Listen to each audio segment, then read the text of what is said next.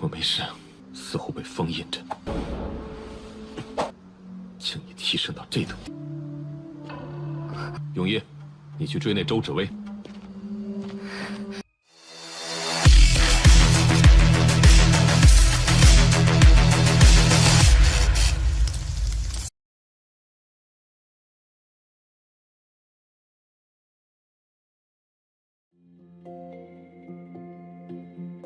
Halo semuanya, selamat datang di Ruang Sinema. Bagaimana kabar kalian semua? Semoga selalu sehat dan baik-baik saja.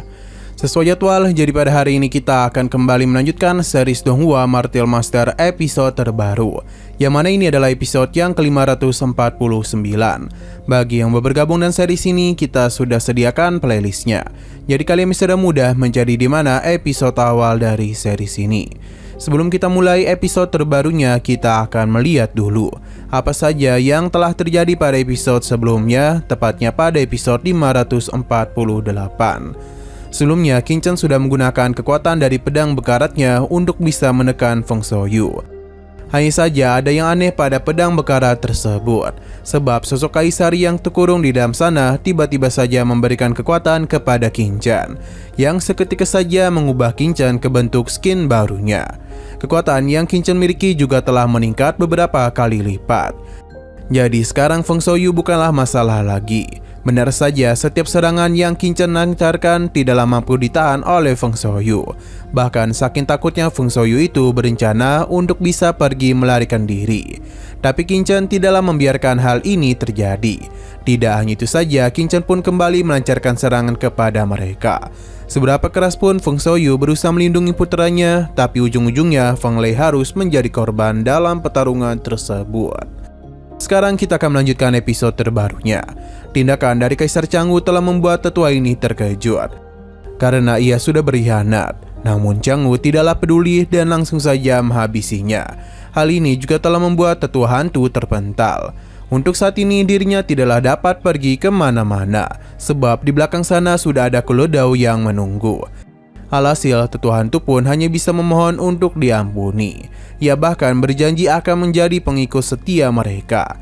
Hanya saja Kulo-Dao mentertawakan permohonannya, sebab ia tidak niatan untuk mengampuninya. Tetua hantu pun telah dirinya habisi dan tentu saja jiwanya langsung saja diserap oleh Kulo-Dao. Dengan begini, kekuatannya tentu sudah kembali meningkat.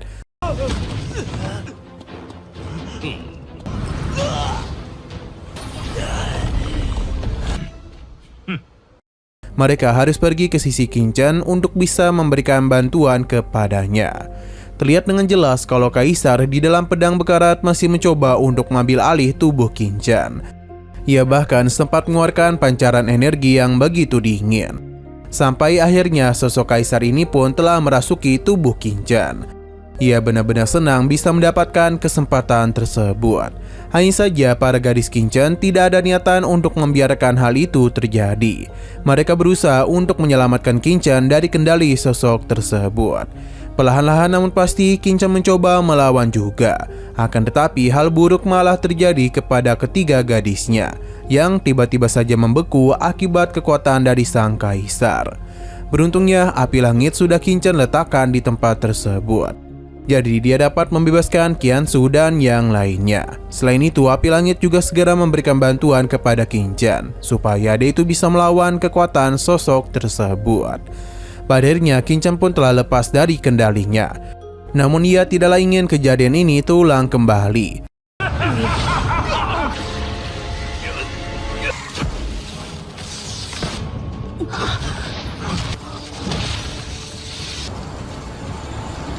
Maka karena itulah Qingchen segera merapalkan sebuah mantra segel untuk bisa menekan kekuatan sang kaisar.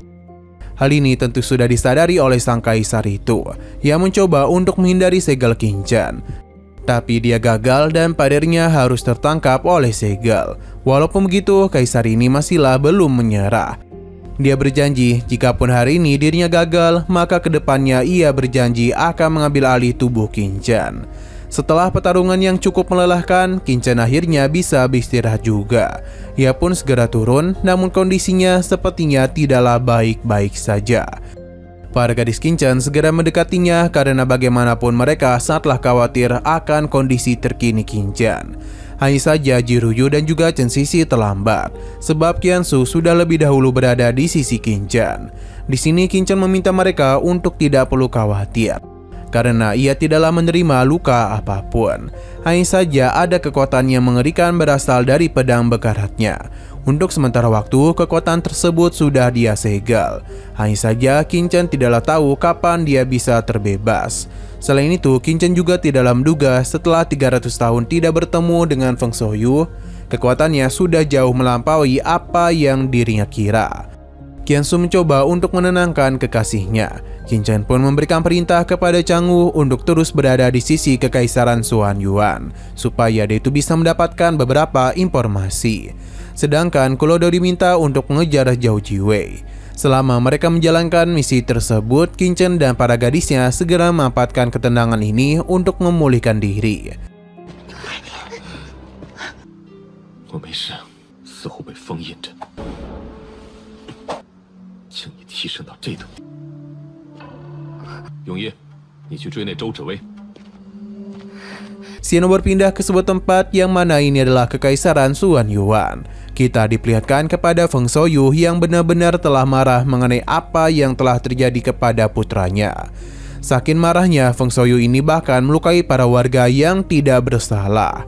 Feng Xiaoyu pun menjadi bertanya-tanya siapa yang telah berani menghabisi putranya. Ia pun berpikir ini memiliki hubungan dengan Sang Guan Xi'er, karena yang memiliki kekuatan untuk melawannya hanyalah Sang Guan Xi'er saja.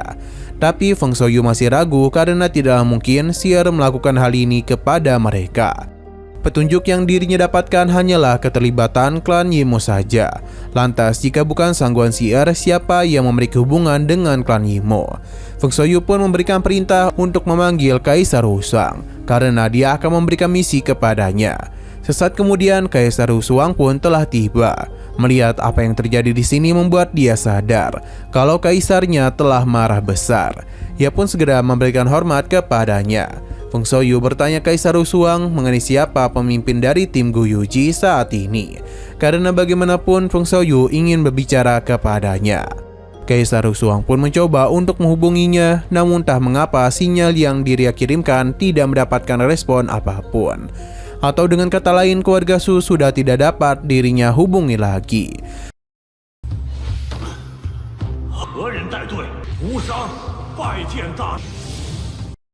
Feng Xiaoyu tentu saja terkejut dan episode pun harus bersambung dulu. Nah, sebelum kita akhiri, seperti biasa kita akan melihat preview bagian selanjutnya. Qiansu sepertinya tahu kalau Chen Xixi memiliki perasaan kepada Qinchan. Ia tidaklah mempermasalahkan hal itu dan berharap kalau Chen Xixi bisa memanggilnya sebagai kakak. Meskipun Chen Xixi adalah gadis suci dari sekte iblis ilusi, namun bisa bersama dengan Qinchan merupakan sebuah berkah besar baginya.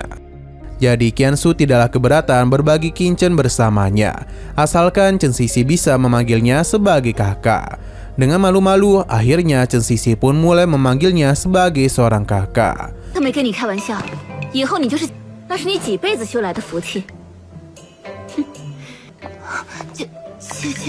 Oke, sekian dulu pada video kali ini. Untuk video selanjutnya akan segera hadir. Jadi bagi kalian yang ingin mengikuti series ini, langsung saja klik subscribe dan aktifkan loncengnya.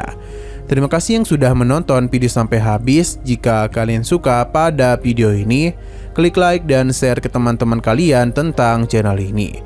Dan ditunggu aja kelanjutannya. Oke, sampai jumpa di video selanjutnya.